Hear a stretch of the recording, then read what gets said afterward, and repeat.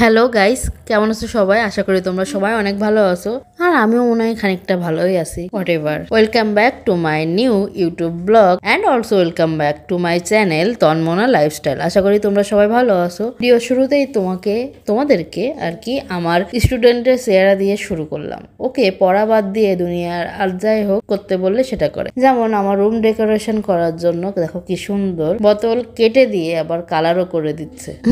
একটা কথা, আন্টি যখন বাড়ি থাকে না তখনই কিন্তু এইসবগুলোই করে। আন্টি থাকলে আবার তখন গুড গার্ল। তারপর আন্টি যখন বাড়ি আসলো তখন বাড়ি এসে আমাদেরকে চিকেন তেহারি দিল। চিকেন তেহারি যখন ও খাচ্ছিল সেই টাইমটা আমি যখন ওকে ভিডিও করলাম তখন আবার লজ্জায় লাল হয়ে লাল গেঞ্জি দিয়ে মুখটা ঢেকে নিল। ওর এইসবই কাজ, পড়া বাদ দিয়ে যেটা দিয়ে যা ইচ্ছা তাই ওকে দিয়ে করায় দাও, কোনো ব্যাপার নেই। পড়া ছাড়া মনে হয় লোকের বাড়ির ঘরও মুছে দেবে, সেটাও কোনো সমস্যা না, কিন্তু পড়ালেখা করা হবে না, যাবে না। ওর পড়তে একদম ভালো লাগে না, কিন্তু ওর মাথা এত ভালো তারপরেও ও পড়তে চায় না। কেন বুঝলাম না, এই যে জেনজি জেনারেশন, তোরা কেন এরম ভাই? একটু পড় না। মা বাবা এত কষ্ট করে, আমরা 90s কিডদের তো বাপ মা টাকাই খরচ করতো না লেখাপড়ার পিছনে। এরকম বাপ মা ছিল, খাতা ফুরায় গেছে, মা খাতা কিনে দাও, খাতা কিনে দাও, বাবা খাতা কিনে দাও, বই কিনে দাও করে করে জীবনটা শেষ হয়ে গেল। তো বাদ দেয় ওর কথা। এরপর আমি আমার বোনকে নিয়ে গেলাম ডক্টরের কাছে। তো ওকে নিয়ে আমি অ্যাজ ইউজুয়াল ভ্যানে করে নিয়ে যাচ্ছি ডাক্তারের কাছে। আমাদের শহরে কিন্তু ভ্যানই চলে, দুই একটা যা রিক্সা চলে সেটাতে উঠতে আমরা লজ্জা পাই, নিজেদের ঠিক এলিয়েন মনে হয়, কারণ কেউ তো রিক্সায় ওঠে না। যখন আমরা রিক্সায় উঠি তখন আমাদেরকে নিজেদেরকে এলিয়েন মনে হয়। তো যাক, ডাক্তার দেখিয়ে আসলাম। দেখিয়ে আসার পর আমরা যখন আমাদের বাড়ির গেটের সামনে না রে ভাই, বসুন্ধরা টাওয়ারের নিচে আমাদের গলির সামনে এই মামাটা ফুচকা আর চটপটির সাথে হচ্ছে তোমার ভেলপুরি বিক্রি করে। আর গাইস জানো, ওনার ভেলপুরি আমার লাইফের one of the best bhelpuri. এত স্বাদের ভেলপুরি আমি ইন্ডিয়াতেও খাইনি, এত সুন্দর। এনাকে কিন্তু তোমরা পাবা সরকারি কলেজে সকালবেলায়, আর সন্ধ্যাবেলা থেকে ওনাকে পাবা সাতক্ষীরা নিউ মার্কেট মোড়ের বসুন্ধরা টাওয়ারের ঠিক নিচে। ওনার চটপটি ফুচকার ভেলপুরি সাতক্ষীরার ওয়ান অফ দ্য বেস্টের বেশিও কিছু থেকে থাকে বেটার চটপটি। আর জানো সবচেয়ে মজার ব্যাপার কি, উনি আমাকে দেখে চিনে ফেলেছেন। উনি হচ্ছে সাতক্ষীরা গার্লস স্কুলের সামনে ফুচকা চটপটি বিক্রি করতেন।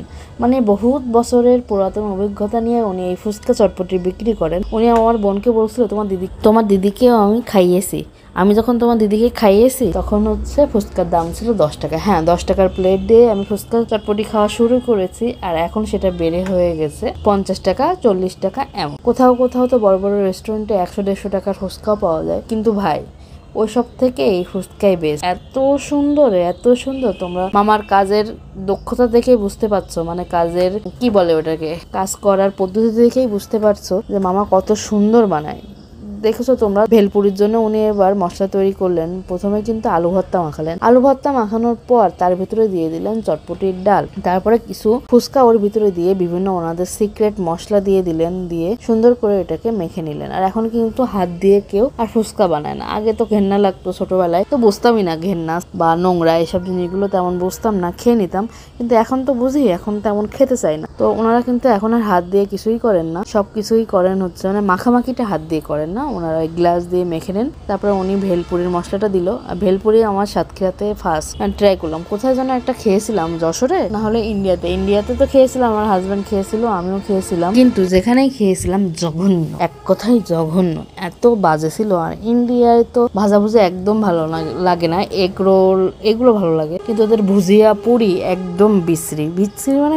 ইন্ডিয়ান যে সব খাবার ভালো হবে এর কোনো মানে নেই। তো তোমরা তো খেয়াল করলে আমি কিন্তু প্রথম থেকে শেষ পর্যন্ত একটা সেকেন্ডের জন্য কিন্তু আমার ভিডিও স্কিপ করিনি। মামাটা যেভাবে বানাচ্ছে একদম ফুল শুরু থেকে শেষ পর্যন্ত আমি তোমাদের দেখানোর চেষ্টা করছি, আর তোমরা আমাদের খাওয়ার এক্সপ্রেশন দেখেও বুঝতে পারবা যে এটা আমাদের কতটা ভালো লেগেছে। সত্যি অনেক অনেক অনেক ভালো, তাদের কোয়ান্টিটি আর লুকস জাস্ট ওয়াও। সবাই বলে তুমি শুধু তোমার বোন মা বাবা সবাইকে নিয়ে ভিডিও করো, তোমার বাবাকে নিয়ে কেন ভিডিও করো না? তো এই দেখো আমার বাবা আমাদের পিছনে চলে এসেছে।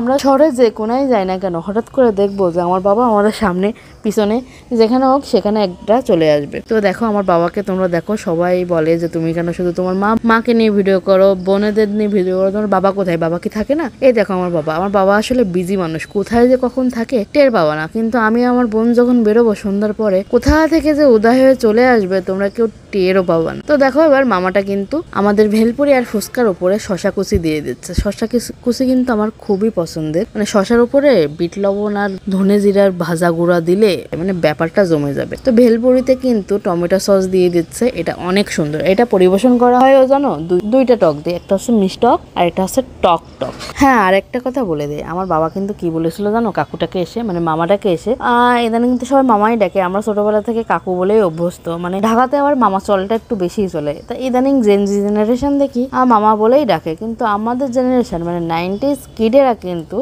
বড়দেরকে কাকু বলেই বেশিরভাগ ডেকে থাকে। তো যাই হোক, কাকুটা বা মামাটা আমাদেরকে সব রেডি করে দিচ্ছিল। প্রায় শেষের দিকে, অপেক্ষার প্রহর আমাদের শেষ। আমি তো বসেই ছিলাম কখন এগুলো খাবো কখন এগুলো খাবো। আমি কিন্তু ডায়েট শুরু করতে যাচ্ছি। আমার ডায়েট শুরু হয়ে গেলে এগুলো আমি খেতেই পারবো না। আমার ডায়েটটা আমি অন্যরকম করে করবো। আমি জীবনে বহুতবার রোগা হওয়ার চেষ্টা করেছি, কিন্তু বিলিভ মি গাইস, আমি কখনোই রোগা হতে পারিনি। এবার এই ডায়েটের পর যদি আমি রোগা হতে না পারি না, তাহলে আমি মনে করবো আমি কখনো আর জীবনে রোগা হতে পারবোই না। মানে খাওয়া দাওয়া কমিয়ে আমার দ্বারা রোগা হওয়া সম্ভব না। জিম করতে গিয়েছিলাম, সেখানে তো আরেক কাহিনী হয়ে গেল। সে কাহিনীতে আবার একবার অপারেশন করতে হলো। তো আর নাই বলি সেসব কথা। তো এবার দেখো আমার দুই হাতে দুইটা, একটা ফুচকা একটা ভেলপুরি দিয়ে বসিয়ে দিল। আমার খুব হাসি পাচ্ছিল। তারপর আমি আমার বোনকে বললাম চল খেয়ে ট্রাই করে। তো ওকে প্রথমে ভেলপুরি ট্রাই করতে দিলাম, ও একটা ট্রাই করলো, আমি একটা ট্রাই করলাম। ট্রাই করার পর ওয়াও, আমি বললাম শোন, ভেলপুরিটা আমরা সাইডে রাখি, প্রথম ফুচকাটা খেয়ে নি, বুঝলি, ভেলপুরি হবে পরে। এত সুন্দর টেস্ট। আর যেহেতু বাবা বলেই গিয়েছিল মেয়েরা যা চায় তাই দিবা, এজন্য আমি মামাকে বললাম আপনি আমাদের জন্য আরেকটা ভেলপুরি বানান। তো এই ভেলপুরির দোকানটার নাম তোমাদেরকে দেখিয়ে দিলাম। দোকানটার নাম কি বলতো? Tamim Fuchka and Chotpoti house. তোমরা কিন্তু এখানেই আসবা। এটা সাতক্ষীরা শহরের বেস্ট ফুচকা। আর এই মামাটাকেও চিনে রাখো, এই যে মামাটা, এনার হাতের ফুচকা একদম অসাধারণ।